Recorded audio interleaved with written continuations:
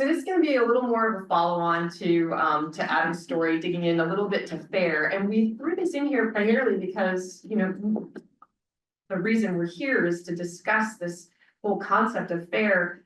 And we are, since its inception, since its publication, we've been sort of throwing FAIR out in the community as its acronym word, and it's become kind of abstract. So we discuss, you really want to make your data fair, but many people don't really have a full concept of all of the 15 or 16 principles and what you can do to enable these versus what a machine will do, or the actor of that machine, or like a repository. So we wanted to kind of get everybody sort of setting the stage, leveling everybody's perception of what we're referring to as FAIR.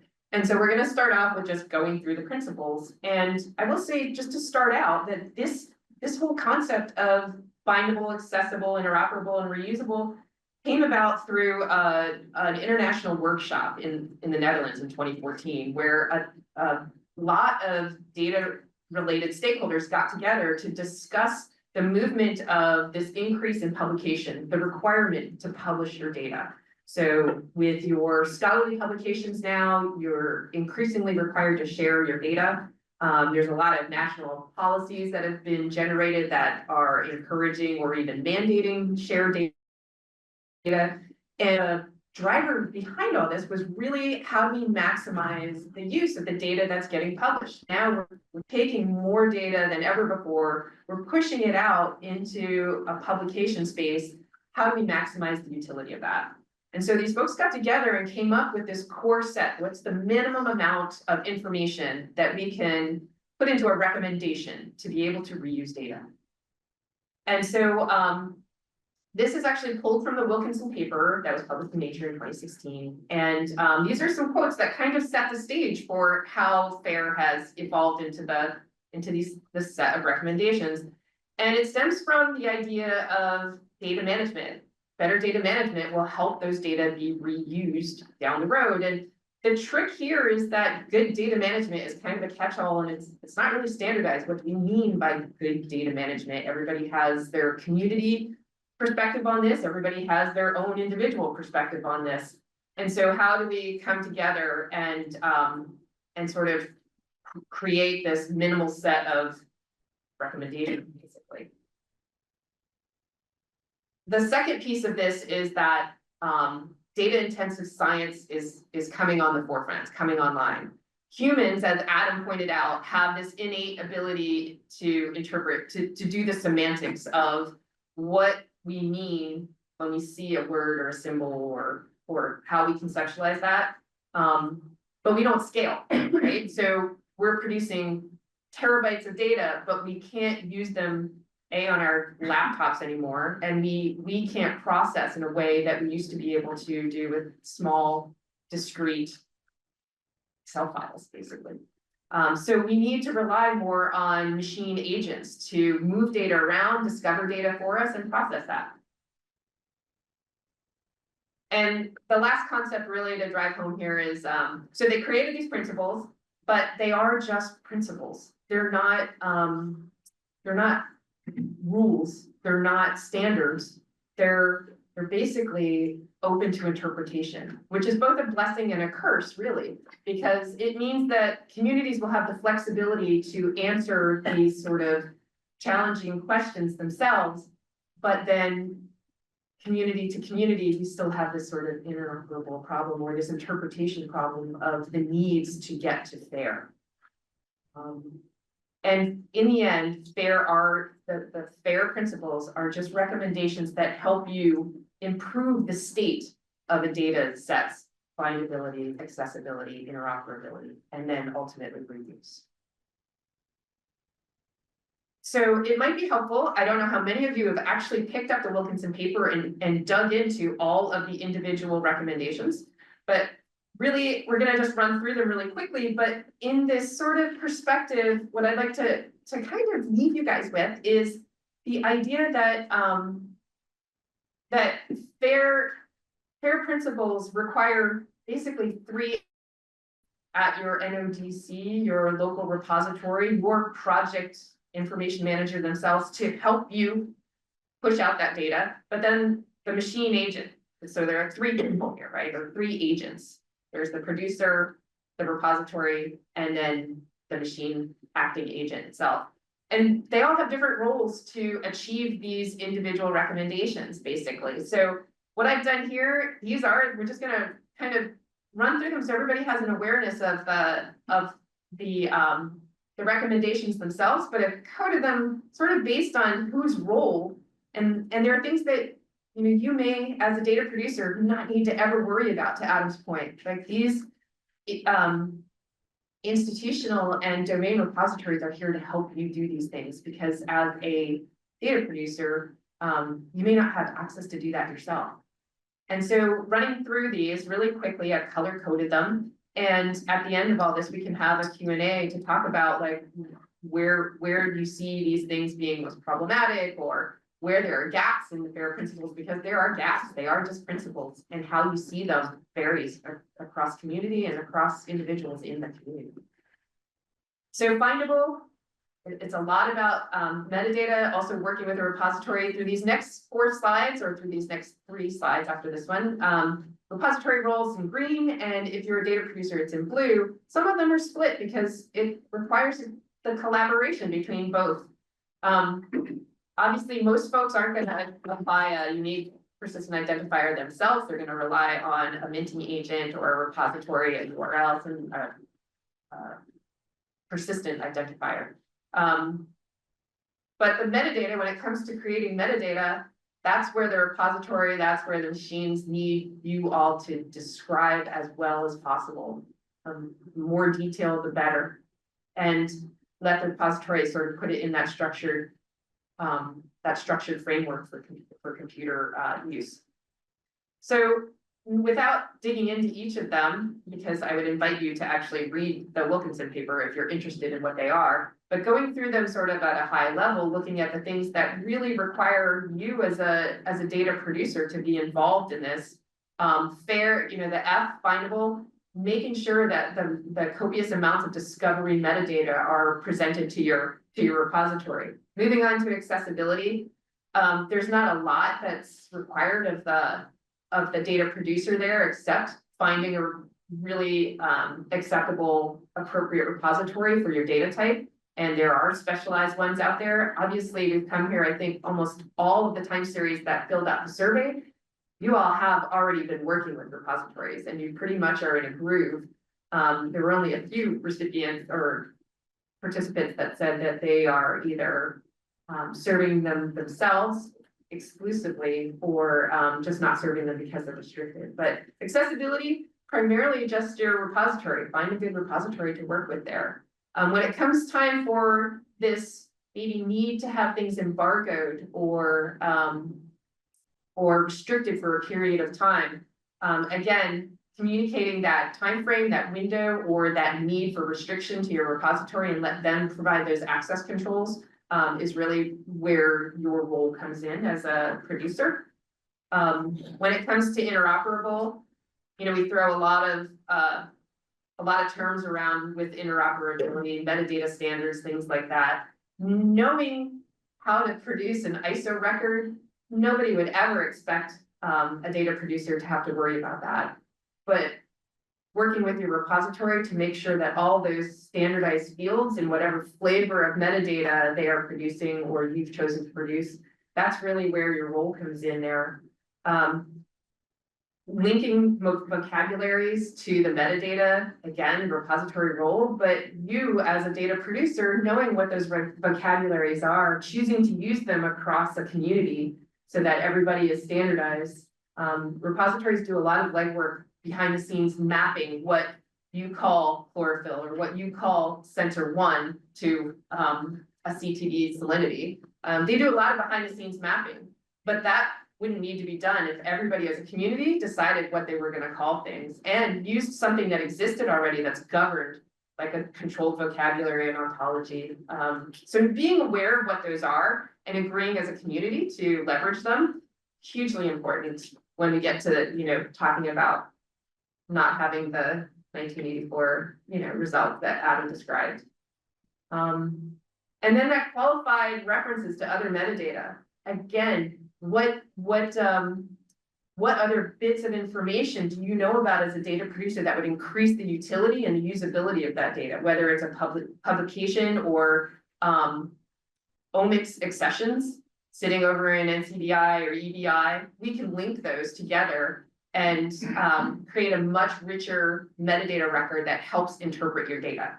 So that's where all of these, these recommendations and the FAIR principles are coming from. And then lastly, reusability. Again, this is sort of a split role between repositories and producers. You come to us with rich metadata, and we will put it in this format that allows the machines to read it.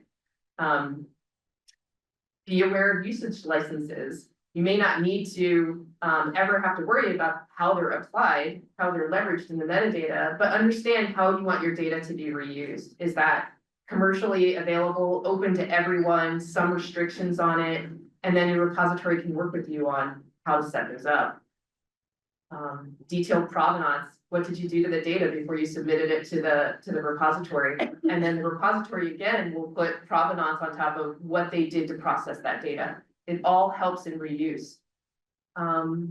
Let's see, last one, community relevant standards. Again, the repository will be able to implement those, but be aware of what your community needs. And I think that, this METS RCN is a really good starting point for having this community communicate across global time series and what the needs are and how we can, on the backside, on the repository side, pull those together and create solutions that help elevate the use of these time series data and these global utility and global efforts and sustainability goal type lofty usages. But it really stems from setting up beforehand all the information about your data, working with a repository to encode that data and provide access and restrictions and all of the necessary sort of behind the scenes mechanics and logistics. And the end product is something that's much more usable. So that's really where the FAIR principles are coming from. I hope, if you haven't seen them before, if you've never taken a look at them before, this is a little, demystifying that you don't have to worry about all of them. And they are abstract, but they really do have sort of concrete steps that you can take to make your data more usable again. So that's all I have on those. And I'm going to pass them off to Audrey to introduce the primer that was provided, really introduced by Erin Satterwhite, who I don't think is coming, right? She wasn't able to come. No. Yeah. So we've taken this primer that she started and we sort of fleshed it out, and Audrey's going to introduce it and maybe go through the sort of different fields in the primer. And I'll take it away. Can everyone hear me? Okay, good. All right, so yeah, so for those of you who want to go ahead and look, it's already in the participant resources folder. And it's just basically like an introduction to FAIR, as well as what these tools are that I'm about to talk about. These would be the primary tools that you as a data producer might be leveraging to create more FAIR data. So right now I'm going to go through those kind of generally, but I'll also reference things that you can find in the primer, things that we should all collaboratively add to it. So basically, metadata standards, controlled vocabulary, data formats, and persistent identifiers. Those are kind of 4 general groupings of both technologies and conventions that we can all leverage to make data more fair. I think Danie was saying earlier, really FAIR data is a continuum, and we are always just trying to work towards more FAIR data. All right, so for those of you who don't know, a metadata standard is like a specification for any organization of metadata. It can be several fields, like an EML record. Closer to the microphone. Okay, let's see. Is that better? Okay. It can be It can be lots of fields like an EML record. I think I read in the survey, lots of you are maybe familiar with EML records. But it can also just be individual pieces of information, such as a time field or a location information field. But the important part of these structures is that they are not created in a vacuum. They're created in a collaborative way. So I think Adam was saying earlier is really important that it's about creating agreement. You create the agreement with the community and then you communicate that agreement so that users down the line will understand exactly what you mean. So as an example of how you might implement this kind of tool, you could, like we're maybe going to do later, we'll talk about later, create a collaboratively designed metadata template. Make sure that it collects all of your methods and processing information. And, you know, ideally that would be documented for like every data release. Another thing to keep in mind is whether or not there'll be automated steps or whether there'll be manual processes to this. But basically just creating that collaboratively designed metadata template. It should document all of your post-processing steps. It should document the code that you used, the versions that you used, all that kind of information. It should be extremely thorough. But then you see in green, the repositories take it to the next step. So a repository would take those templates and use consistent, well-documented workflows. That's so that you always understand the provenance of how that metadata got there. And then they would transform those into robust data records. And ideally, they're pushing those out as other standard metadata formats that are machine readable. I have two because it combines the green and the blue, right? So those are your results. Those are not just benefits for the time series, they're benefits for everybody.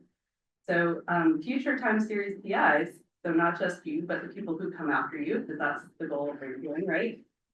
Will have access to all of this history that you've created in these metadata records.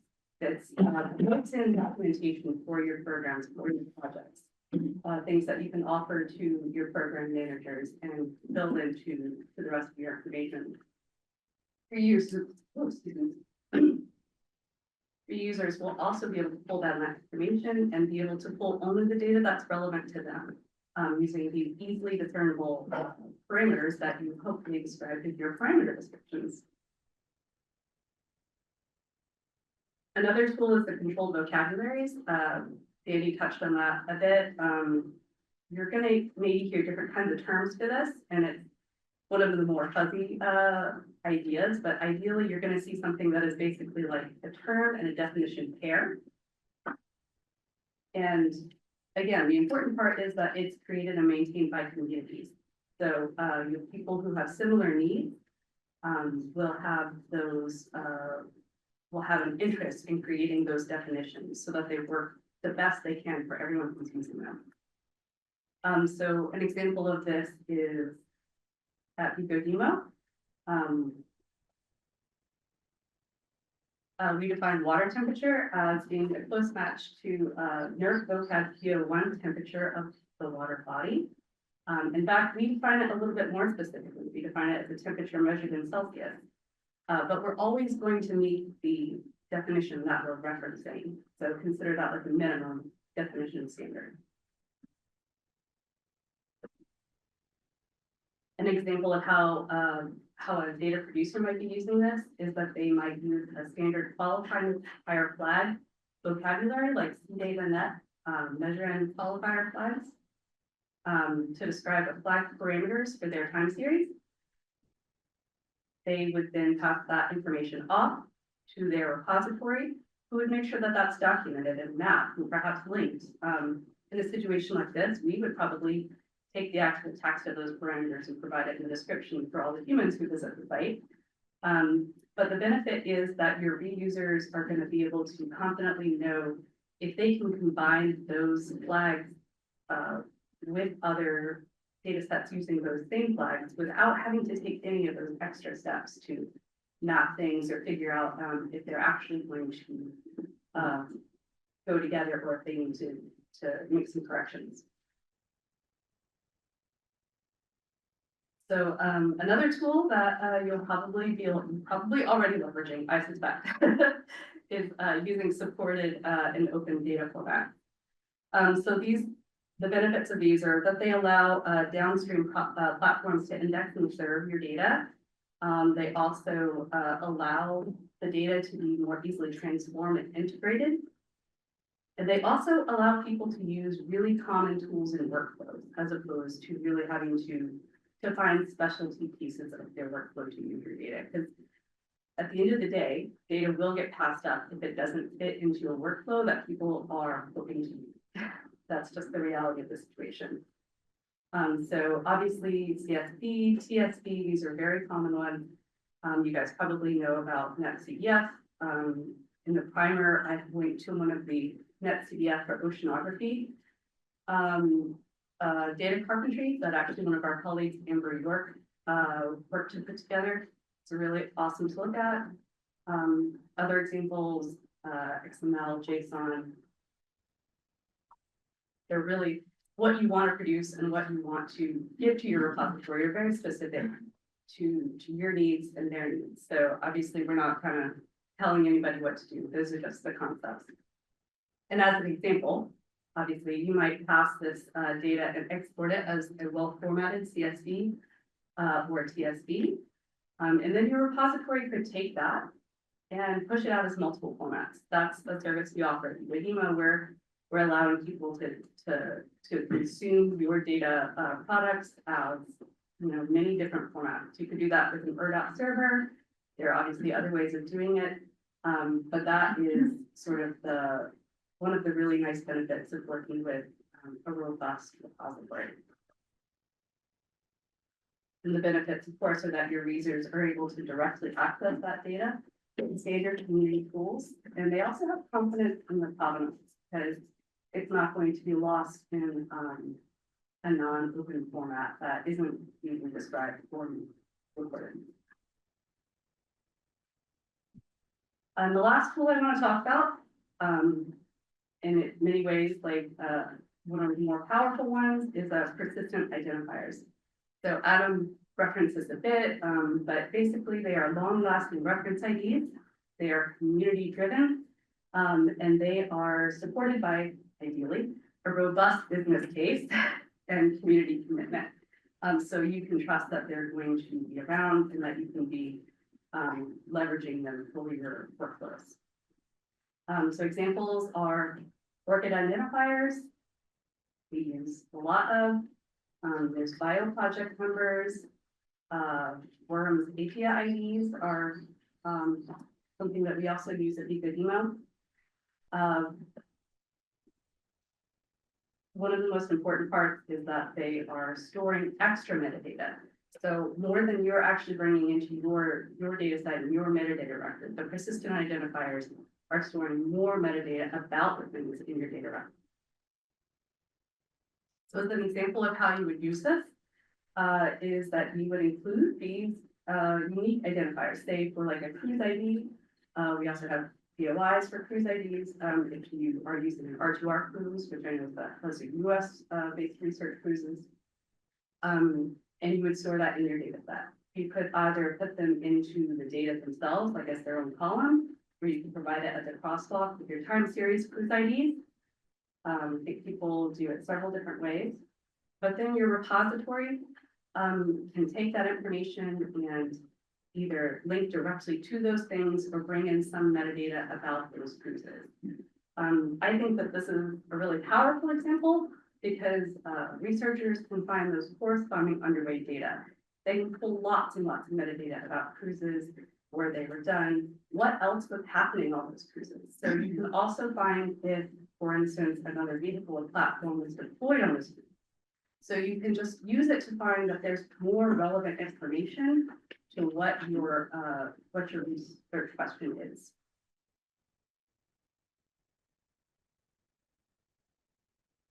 All right, we talk about basically the important points of what we're trying to get at in this discussion is just basically that creating fair data, more fair data, is a key effort.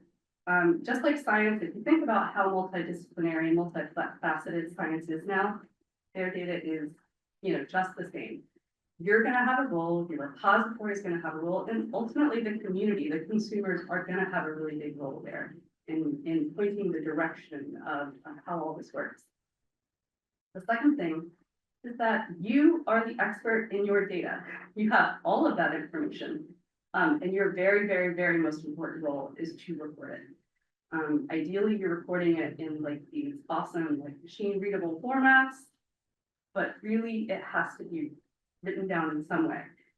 Because you might win the lottery tomorrow. And nobody expects you to sit around and help them figure out how to write down everything that's in your head. Just go ahead and do it so you can buy your lottery ticket, okay? All right. But it's also important to remember what the repositories are supposed to do, because if you think that you're supposed to do all of this stuff, you'll never get off the ground. Too much to do. So repositories are there to create a globally unique persistent identifier, and they're supposed to register that in a searchable index.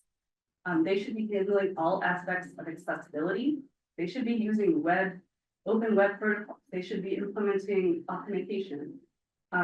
Those are very difficult to do on a local level, and it's just not as efficient as working with the repository. They should also be making sure that all of those references in your metadata are qualified, that they're actual references to actual things that are going to help the user, because they are also supposed to be the expert in the user base. So you should be leveraging everything you can for the work someone else should be doing. And that's one of my main messages. So I think that is all for this slide, but I do think that there's question time allotted here.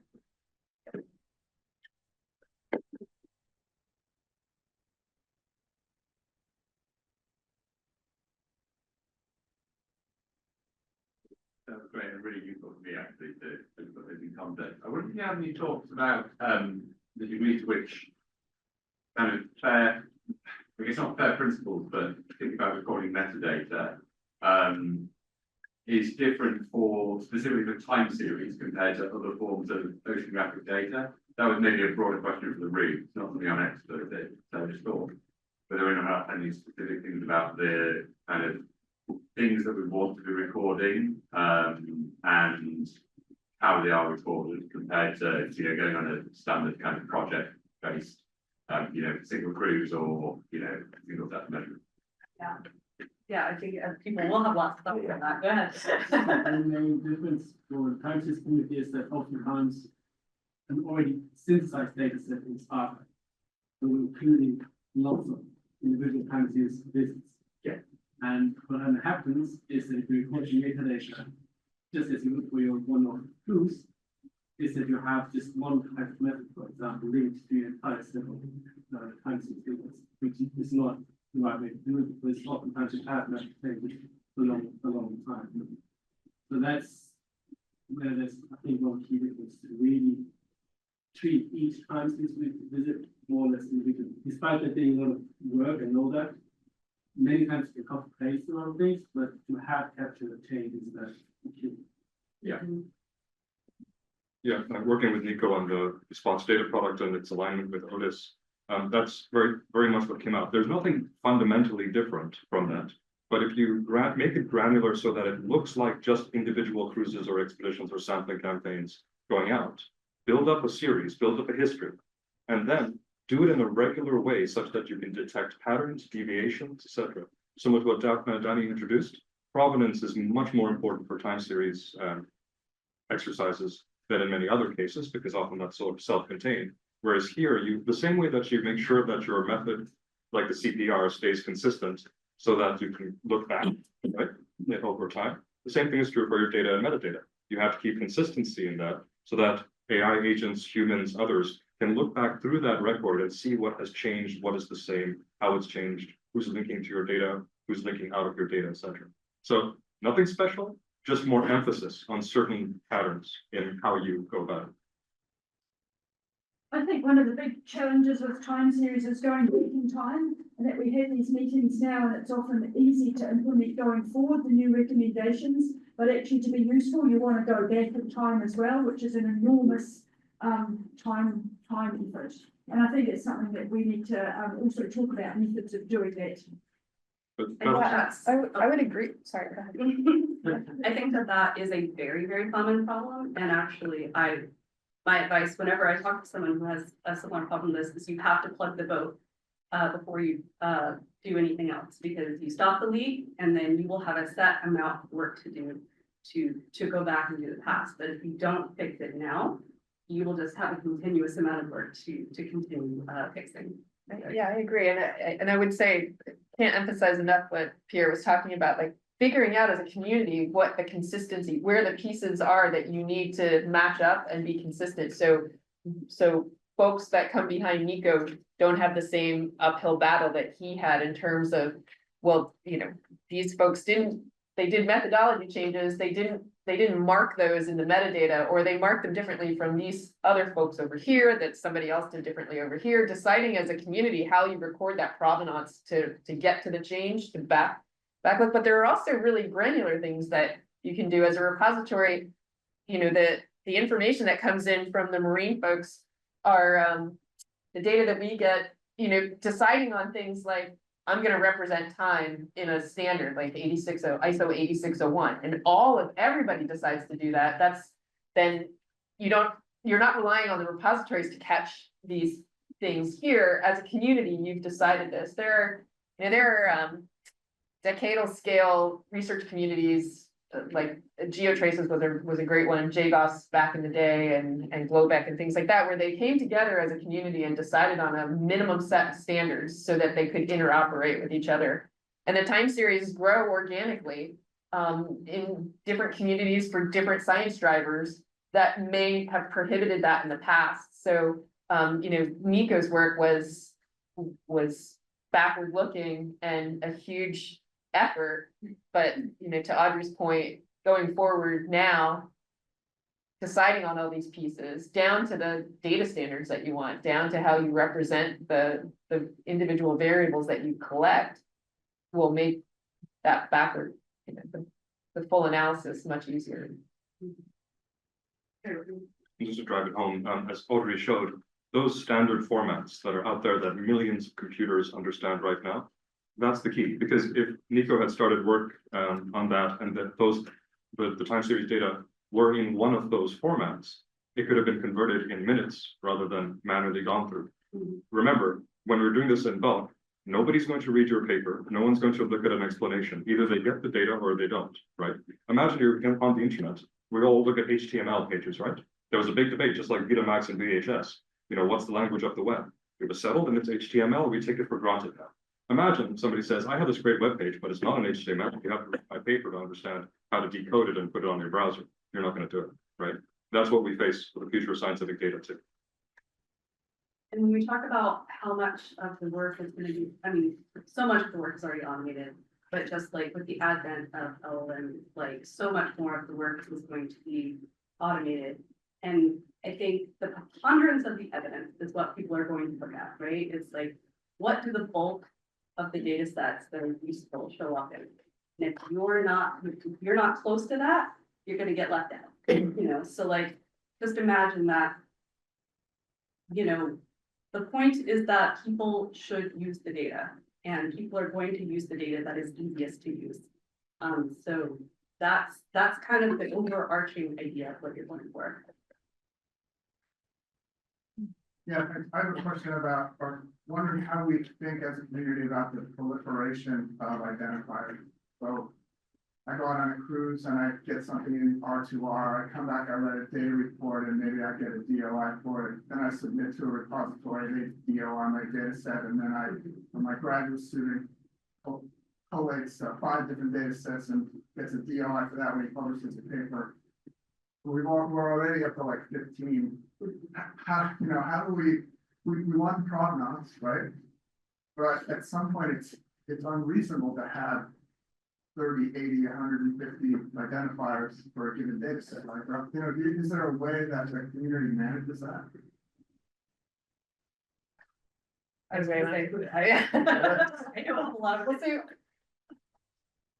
maybe you can help me unpack that a little, Al. So your cruise report's gonna go to, say, a gray literature, like maybe Aqueduct. Say we recommend that everybody puts their cruise reports in Aqueduct, you get a DOI. Your underway data goes to R, you get an event DOI, a cruise DOI.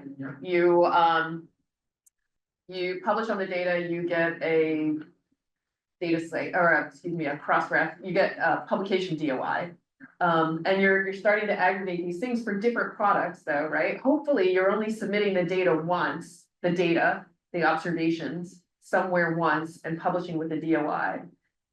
Being aware of where all those different products go, your sort of output from your project, and then being able to at least submit those to the repository and say, here's all the context, here's all the necessary stuff for interpreting these data. And the repository will put all those machine readable identifiers together in the metadata.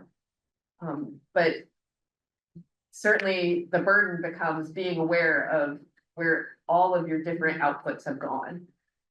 But you should only have one persistent identifier in the end of your data set that is linked to this nice, it's like taking your observations, Cindy Chandler used to say this, and decorating it with all these wonderful bits of information. And they're just persistent identifiers, and the repositories pull it together and can't package it up and give you a data set DOI. But hopefully you're not submitting data to multiple places and getting. So at a point in time anyway, maybe it works in that at the time it's submitted to a repository, there could be 4 different Related identifiers. In the metadata to the repository. True, that's You know, very but true. as long as those identifiers are for like different things, That's right. that's okay. And in some cases, now as we see with the decommissioning of data sets in the US, it's also important that there are duplicates, but as long as the metadata recognizes and maps to saying this is the same as linked to the same data set, right? So duplication of identifiers or proliferation is not a problem as long as it's somehow coordinated and not just a free-for-all, right? There are sort of people trying to buy for, basically saying, I run an identifier system, please use it. Be skeptical about that. But if there's a purpose and they're coordinated with other issuers of identifiers, then it's actually a very healthy ecosystem of identifiers. One for the paper, one for the data set, one for the methodology, one for the whatever, right? And they cross-link to each other. That's good, that's healthy. If it's just for the hell of it, then, be skeptical. But then you have lots of data experts you can reach out to say, hey, this is a good idea. My question can be really simplified to say, who's doing the coordination? Danie suggested me as the data provider, but that's kind of a big ask. Well, the knowledge of where they're all going, right, is wherever the data provider has submitted all of these pieces. I mean, we, as a repository, so one of the things we do is coordinate with Aqueduct. So if we get a cruise report, we don't want to manage that document because we didn't write it, we didn't touch it. So we want it to go someplace safe, get a persistent identifier, and we use that identifier rather than managing your file, rather than managing the actual PDF of your cruise report. Send it to somebody who knows how to curate those and put a persistent identifier on it, and we'll go back, we'll link that persistent identifier in the metadata. But that's, to your point, then you're looking at your documentation, your cruise ID, all of these smaller facets of one event that went off. I went out and sampled something. You're now, but you've submitted them anyway, right? You've taken the responsibility of putting them out there. But yeah, you have to give them to the repository, and we'll package them all up.